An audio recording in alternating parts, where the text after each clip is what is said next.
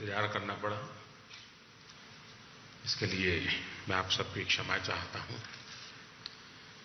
मेरी बात पहले ये जो टाइगर की संख्या का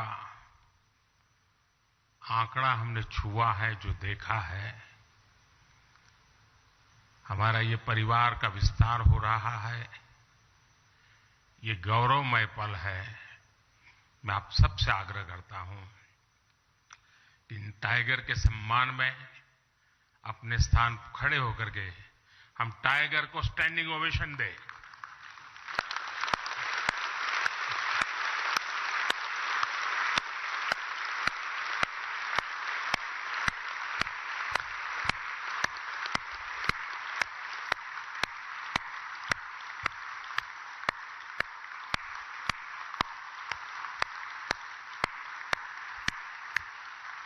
थैंक यू भैया।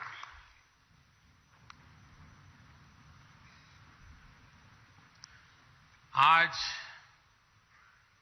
हम सभी एक बहुत ही महत्वपूर्ण पड़ाव के साक्षी बन रहे हैं। प्रोजेक्ट टाइगर को 50 वर्ष हो गए हैं। प्रोजेक्ट टाइगर की सफलता भारत के लिए ही नहीं, बल्कि पूरे विश्व के लिए गौरव का विषय है। भारत ने टाइगर को न सिर्फ बचाया है, बल्कि 75 वर्ष पूरे किए हैं। उसी समय दुनिया की करीब 75% टाइगर पॉपुलेशन भारत में ही है। ये भी संयोग है कि समय दुनिया की करीब 75% टाइगर पॉपुलेशन भारत में ही है। ये भी संयोग है कि भारत में टाइगर रिजर्व भी 75,000 वर्ग किलोमीटर का, और बीते 10-12 वर्षों में टाइगर पॉपुलेशन भी 75% बढ़ी है। ये सभी के प्रयासों से संभव हो सका है, और इसके लिए मैं पूरे देश को बहुत बहुत बधाई देता हूं। साथियों, आज विश्व भर के वन्य जीव प्रेमियों के मन में ये सवाल है, जब अनेक टाइगर रेंज देशों में उनकी आबादी स्थिर है या आबादी घट रही है, तो फिर भारत में तेजी से बढ़ क्यों रही है? इसका उत्तर है भारत की परंपरा, भारत की संस्कृति और भारत के समाज में बायोडायवर्सिटी को लेकर, पर्यावरण को लेकर जो हमारा स्वाभाविक आग्रह है, और वही सफलता के अंदर छिपा हुआ है। हम इकोलॉजी और इकोनॉमी में कॉन्फ्लिक्ट नहीं मानते, बल्कि दोनों के बीच कोएग्जिस्टेंस को महत्व देते हैं। हमारे यहां टाइगर से जुड़ा हजारों वर्ष पुराना इतिहास है। मध्य प्रदेश में पाई गई 10,000 साल पुरानी रॉक आर्ट्स में टाइगर के चित्र पाए गए हैं। सेंट्रल इंडिया में रहने वाले भारिया और महाराष्ट्र में रहने वाले वर्ली जैसे देश के अनेक समुदाय टाइगर को पूजते हैं, वर्शिपर। हमारे यहां अनेक जनजातियों में टाइगर को अपना बंधु माना जाता है, भाई माना जाता है। और टाइगर मां दुर्गा और भगवान अयप्पा का वाहन तो है ही। Friends, India is a country where protecting nature is a part of culture. This is why it has many unique achievements in wildlife conservation. With only 2.4% of the world's land area, India contributes about 8% of the known global diversity. India is the largest tiger range country in the world. With nearly 30,000 elephants, we are the largest Asiatic elephant range country in the world. Our rhino population of nearly 3,000 makes us the largest single-horned rhino country in the world. We are the only country in the world to have Asiatic lions. The lion population has increased from around 525 in 2015 to around 675 in 2020. Our leopard population went up by over 60% in just 4 years. The work being done to clean up rivers, such the Ganga, has helped biodiversity. Some aquatic species that were considered to be in danger have shown improvement. These achievements are all due to people's participation and culture of conservation. Sabka prayas. For wildlife to thrive, it is important for ecosystem to thrive. This has been happening in India. While celebrating 75th year of independence, India added 11 wetlands to its list of Ramsar sites. This took the total number of Ramsar sites to 75. Forest and tree cover are also increasing.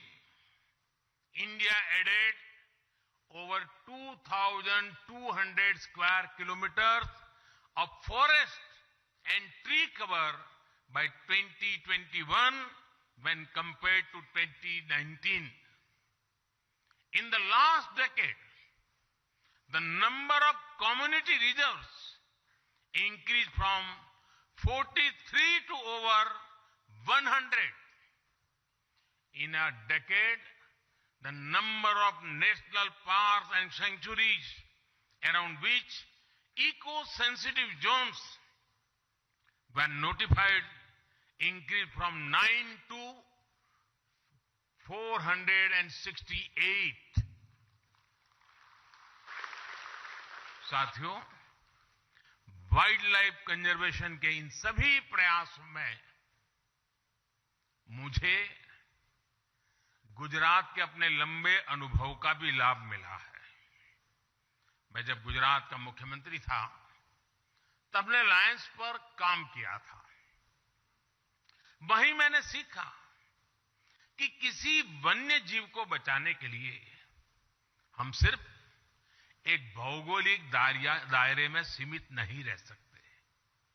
हमें इसके लिए स्थानीय लोगों और animal के बीच एक रिश्ता बनाना होगा।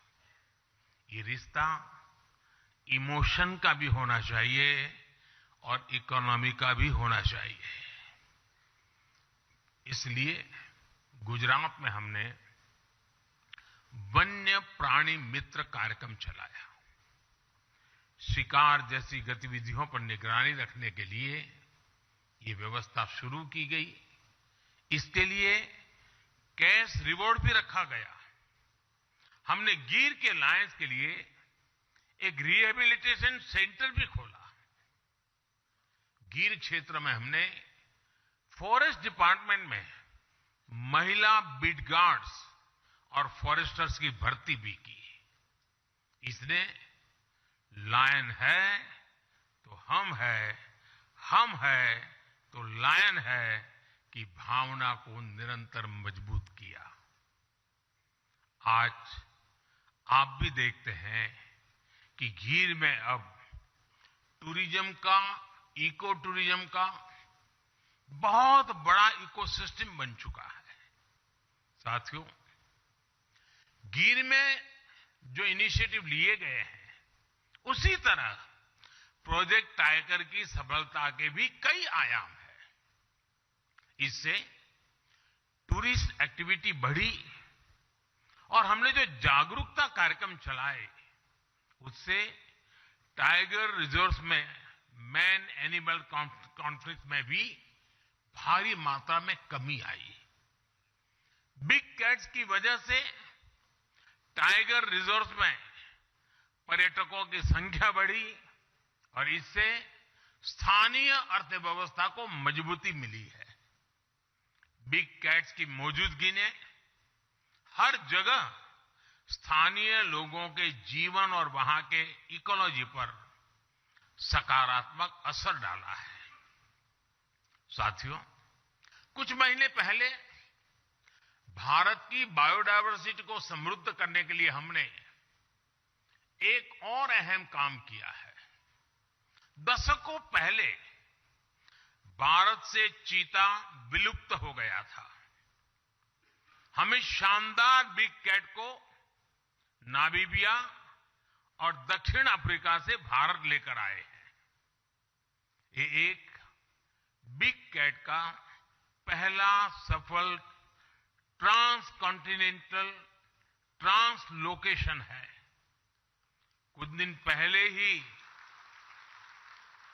कूनो नेशनल पार्क में 4 सुंदर शावकों ने जन्म लिया है। भारत की धरती से चीता करीब करीब 75 साल पहले विलुप्त हो गया था। यानी करीब करीब 75 साल बाद भारत की धरती पर किसी चीता ने जन्म लिया है। ये एक बहुत ही शुभ शुरुआत है। ये इस बात का भी प्रमाण है कि बायोडायवर्सिटी की रक्षा और उसकी समृद्धि के लिए इंटरनेशनल कोऑपरेशन कितना महत्वपूर्ण है। साथियों, वाइल्ड लाइफ का संरक्षण किसी एक देश का नहीं, बल्कि एक यूनिवर्सल इश्यू है। इसके लिए इंटरनेशनल अलायंस समय की जरूरत है। साल 2019 में ग्लोबल टाइगर डे पर मैंने एशिया में पोचिंग और इलीगल वाइल्ड लाइफ ट्रेड के विरुद्ध अलायंस का आह्वान किया था। इंटरनेशनल बिग कैट अलायंस इसी भावना का विस्तार है। इससे बिग कैट से जुड़े पूरे इकोसिस्टम के लिए फाइनेंशियल और टेक्निकल संसाधन जुटाना आसान होगा। इससे भारत सहित तमाम देशों के अनुभवों से निकले कंजर्वेशन और प्रोटेक्शन एजेंडा को लागू करने में आसानी होगी। इंटरनेशनल बिग कैट अलायंस, उसका फोकस दुनिया की 7 प्रमुख बिग कैट्स के संरक्षण पर होगा। यानी जिन देशों में tiger, lion, leopard, snow leopard, puma, jaguar और चीता है, ऐसे देश इस अलायंस का हिस्सा होंगे। इस अलायंस के तहत सदस्य देश अपने अनुभव शेयर कर पाएंगे अपने साथी देश की ज्यादा तेजी से मदद कर पाएंगे। ये अलायंस रिसर्च, ट्रेनिंग और कैपेसिटी बिल्डिंग पर भी जोर देगा। हम साथ मिलकर इन प्रजातियों को विलुप्त होने से बचाएंगे, एक सुरक्षित और बेहतरीन इकोसिस्टम का निर्माण करेंगे। साथियों, मानवता का बेहतर भविष्य तभी संभव है जब हमारा पर्यावरण सुरक्षित रहेगा, हमारी बायोडायवर्सिटी का विस्तार होता रहेगा। ये दायित्व हम सभी का है, पूरे विश्व का है। इसी भावना को हम अपनी G20 अध्यक्षता के दौरान निरंतर प्रोत्साहित भी कर रहे हैं। G20 का motto one earth, one family, one future यही संदेश देता है। COP26 में भी हमने अपने लिए बड़े और महत्वाकांक्षी लक्ष्य तय किए हैं। मुझे पूरा विश्वास है कि आपसी सहयोग से हम पर्यावरण संरक्षण के हर लक्ष्य को प्राप्त करेंगे। साथियों, इस कार्यक्रम में जो विदेशी अतिथि आए हैं, जो दूसरे राज्यों से यहां हमारे मेहमान आए हैं, उनसे मैं एक और बात भी कहना चाहता हूं। आप सभी को यहां एक और लाभ जरूर उठाना चाहिए।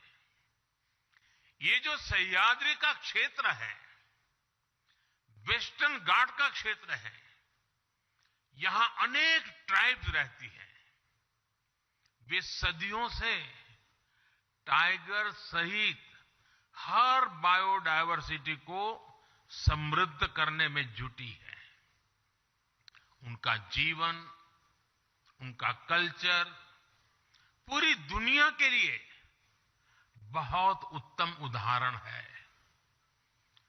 प्रकृति से जितना लिया उतना ही प्रकृति को लौटाया। ये बैलेंस कैसे काम करता है, वो हमें यहां सीखने को मिलता है, इस आदिवासी परंपरा में देखने को मिलता है। यहां आने से पहले मेरी ऐसे अनेक साथियों से बातचीत भी हुई है और इसी कारण मुझे आने में भी देर हो गई। जिस द एलिफेंट विस्परर्स डॉक्यूमेंट्री को ऑस्कर मिला है, वो भी नेचर और क्रिएचर के बीच के अद्भुत संबंधों की हमारी विरासत को दर्शाती है। मिशन लाइफ यानी लाइफस्टाइल फॉर एनवायरनमेंट के विजन को समझने में भी आदिवासी समाज की जीवन शैली से बहुत मदद मिलती है। मेरा आग्रह है कि आप हमारे आदिवासी समाज के जीवन और परंपरा से कुछ न कुछ जरूर अपने देश, अपने समाज के लिए लेकर के जाएं। एक बार फिर आप सभी का इस आयोजन में आने के लिए बहुत बहुत आभार व्यक्त करता हूं। और आज टाइगर का जो नया आंकड़ा हमारे सामने आया है, आने वाले दिनों में हम और नए आंकड़े पार करेंगे और नए अचीवमेंट करेंगे, ये मैं पूरे विश्व को विश्वास दिलाता हूं। बहुत बहुत धन्यवाद।